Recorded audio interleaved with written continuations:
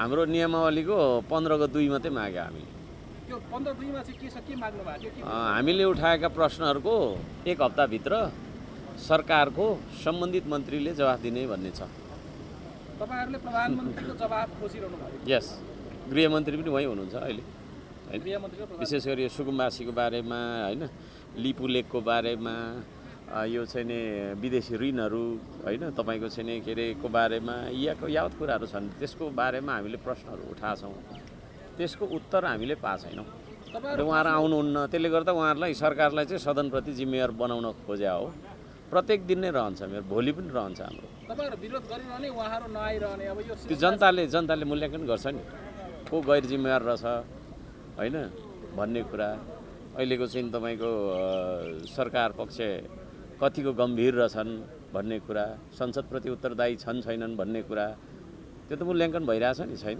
तर नियमावलीले उहाँले र हिजो अस्तिको दिन, हिजोदेखि धेरै भनौँ न 2-4 दिनदेखि दबाब दिँदा आज चाहिँ तपाईँको बल्ल 2-4 जना मन्त्रीहरू आउनु भएको थियो।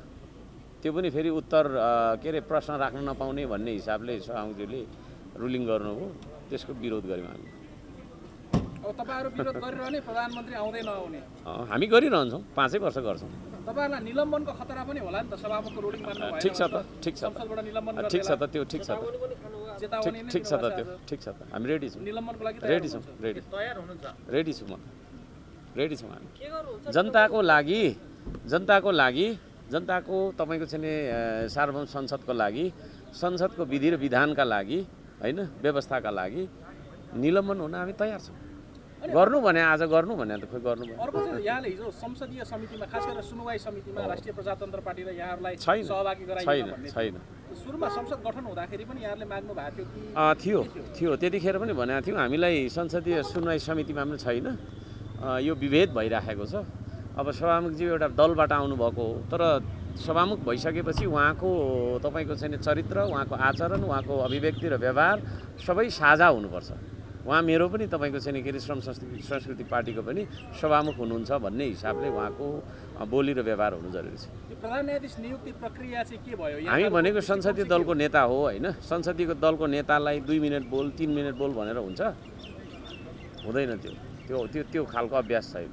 प्रधान न्यायाधीश नियुक्ति प्रक्रिया जसरी अगाडि बढ्यो नि, एक दिनमा प्रधान न्यायाधीश नियुक्त हुने, बारले लालटिन बालेर सर्वोच्चमा न्याय खोज्ने, कामु प्रधान न्यायाधीशले दिएको आदेश कार्यान्वयन नहुने, कर्मचारीहरू सबै यो त्यही त के भइराखेको छ? यो विधिबाट चलेको छैन, कहीँ न कहीँ बिग्रेको छ हैन, त्यहाँभित्र पनि कहीँ न कहीँ बिग्रेको छ। त्यसले गर्दाखेरि हो त्यो विधि र थितिमा ल्याउनको लागि श्रम संस्कृतिको यहाँहरूको योगदान के हो? हाम्रो ठुलो योगदान त्यही भएर दैनिक आन्दोलन गरिरहेको संसदभित्र, सभ्य शिष्ट भाषामा, सभ्य शैलीमा, शिष्ट तरिकाले। अब संसदमा आन्दोलन गर्दा पनि सुनवाई भएन भने चाहिँ के? हैन, आन्दोलन गरिरहन्छौँ नि त, नेपाली जनताले मूल्याङ्कन गरिरहन्छन् हैन।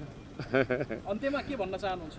नैतिकता वहन गरौँ सबैजना हैन। हामी नैतिक प्राणी हो, सामाजिक प्राणी हो, सामाजिक उत्तरदायित्व हुन्छ हाम्रो, पदीय उत्तरदायित्व हुन्छ। आफ्नो कर्तव्य पुरा गरौँ अनि मात्रै अधिकारको दाबी गरौँ हैन। सभामुखले तपाईहरुलाई अभद्र व्यवहार गरेको भन्नुभयो नि? कसले? सभामुख। कहाँ? हामीले तोडफोड गऱ्यौँ कि हैन, तपाईँको अपशब्द बोल्यौँ कि हैन, कसैमाथि केही गऱ्यौँ कि? हामीले एउटा पर्चा देखाएर हाम्रो यो छ माग, यो छ विरोध, यो यहाँनिर असहमति छ भन्न पाइँदैन?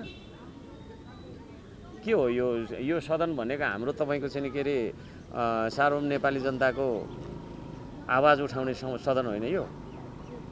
त्यो चिज हो नि। हामीले कहाँ कुन अशिष्ट शैलीबाट के गर्यो त? खास गरेर त्यो प्ले कार्ड पर्चा बोकेर संसदमा जान पाइँदैन भन्ने कुरालाई इङ्गित गर्नु। कहाँ लेखेको छ त पाइँदैन भन्ने? नियमावलीमा कहाँ लेखेको छ? सभामुखले रुलिङ गर्नुभयो भनेको सुन्नु न, कहाँ लेखेको छ त पर्चा नलगी जाने भनेर चाहिँ, ल्याउनु पाउँदैन भनेर? त्यो नचाहिने नियम लगाएर हुन्छ गोजीको।